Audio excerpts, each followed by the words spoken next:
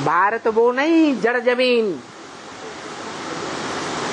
बा माने ज्ञान की रोशनी में रत लगा हुआ। द्वापर के आदि में वेद व्यास के रूप में गाया हुआ है।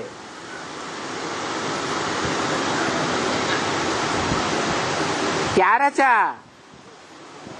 वेद रचे। वेदों का भी जो आदि है, श्रीमद् भगवत गीता, उसमें भी लिखा हुआ है 18वें अध्याय में, व्यास प्रसादात। वो गीता ज्ञान किसकी प्रसन्नता से मिला? व्यास की प्रसन्नता से मिला। बाद में वेदों की ऋचाओं की व्याख्याएं निकली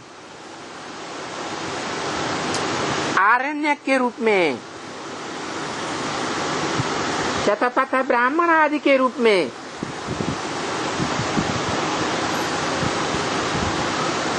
तो वो व्याख्याएं भी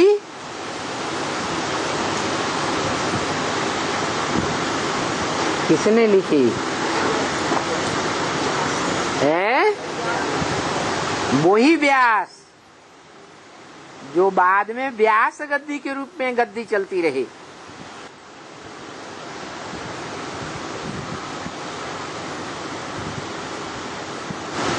जो सांख्य योग के प्रणेता माने गए।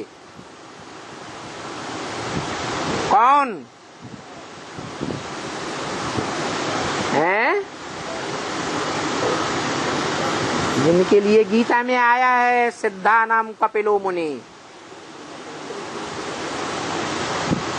सांख्य योग का प्रणेता कपिल मुनि।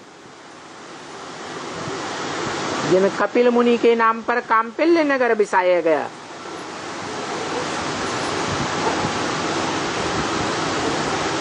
पुराने थे पुरानी नगरी, जहाँ पांडवों ने वर्षों गुप्तवास किया।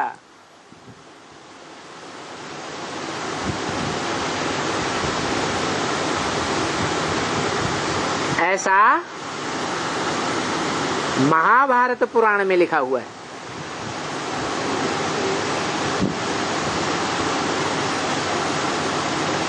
सांख्य का मतलब ही है सह आख्या।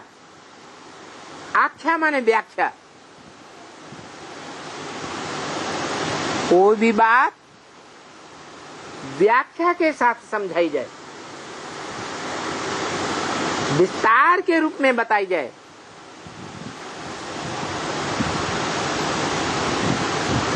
उसको कहते हैं सांख्य।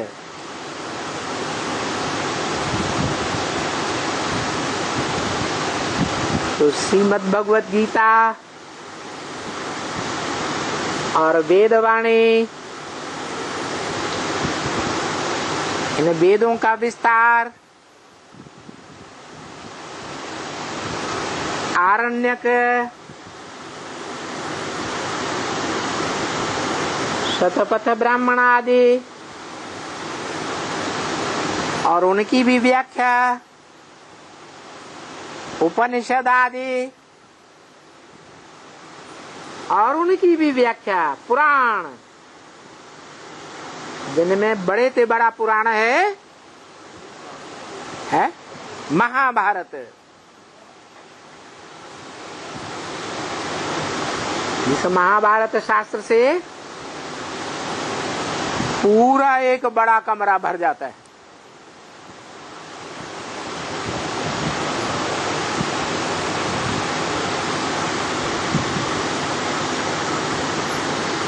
तो द्वापर के आदिकाल में जो भी शास्त्रों की रचना हुई,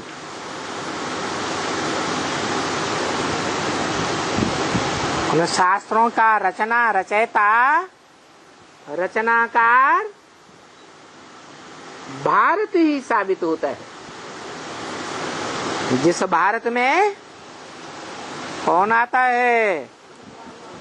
भगवान आता है। जड़ जमीन में आता है या चैतन्य आत्मा में आता है? चैतन्य आत्मा में आता है। जो गीता में लिखा है, प्रवेश तुम, मैं प्रवेश करने योग्य हूं।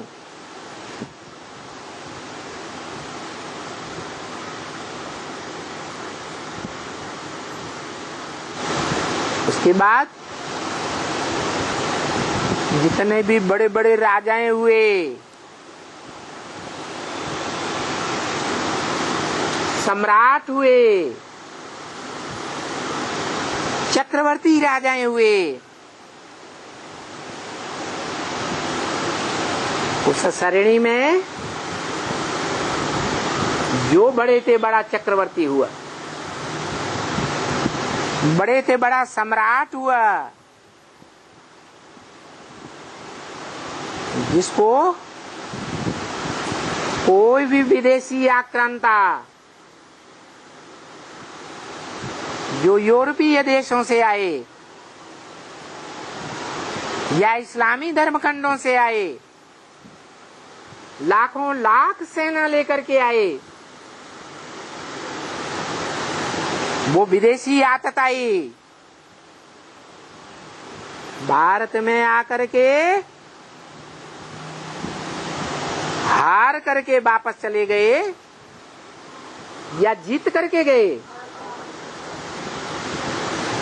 क्योंकि सत्य के सामने असत्य टिक ही नहीं सकता।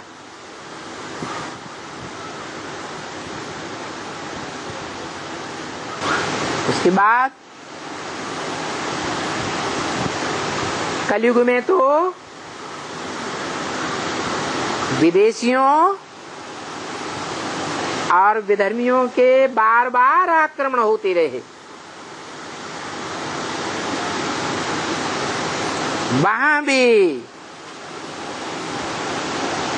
ऐसे ऐसे भारतीय राजाएं हुए जिन्होंने विदेश से आए हुए वो आक्रांताएं जो भारत में सम्राट बनकर के बैठ गए, उनसे भी हार नहीं खाई, सदा विजयी रहे। इसलिए शास्त्रों में इस मनुष्य सृष्टि के अंदर एक ही आत्मा गाई हुई है,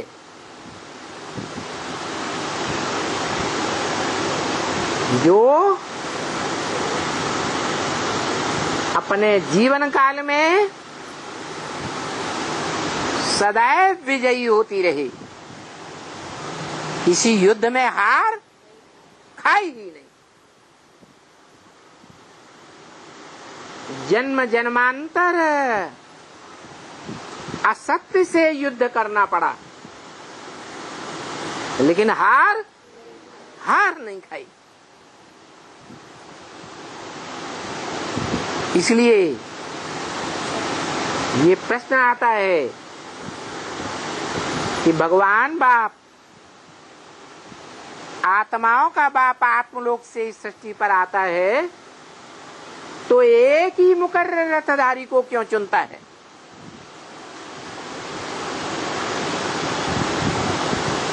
औरों को क्यों नहीं चुनता?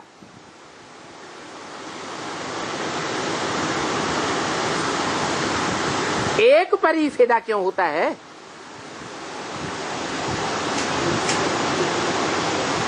ऐसे क्यों बोला मुरली में कि मैं आता हूं तो भारत पर आशिक होकर आता हूं। भारत माशूक है और मैं उसका पहला आशिक हूं। अब भगवान ही जिसका आशिक हो, उसको तो सारी दुनिया क्या मानेगी? है अरे सारी दुनिया को आशिक होना पड़े, एक ही शिव बाबा माशूक है और बाकी सब आत्माएं हैं आशिक हैं। किस लिए? कोई कारण? इतना महत्व क्यों दे दिया? भारत पावन है भारत पावन है, पावन धरती। अरे पतितम कामी कांटे में आता हूँ, भारत पावन है।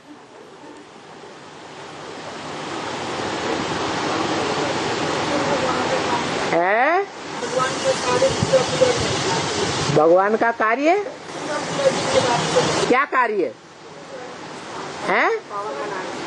स्वर्ग की स्थापना हो गई। सतयुग त्रेता में सच स्वर्ग की स्थापना हो गई, फिर तो खत्म।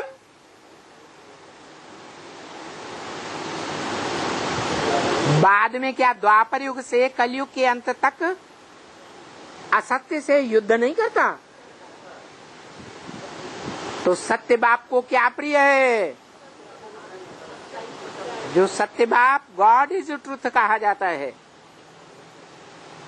ट्रुथ इज गॉड कहा जाता है।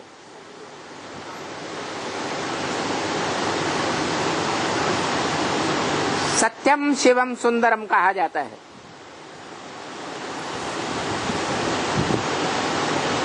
जब आता है तो सत्य सनातन धर्म की स्थापना करता है, झूठे धर्म की स्थापना नहीं करता। सत्यम शिवम सुंदरम गाया हुआ है। उसको क्या प्रिय है? सच्चाई प्रिय है।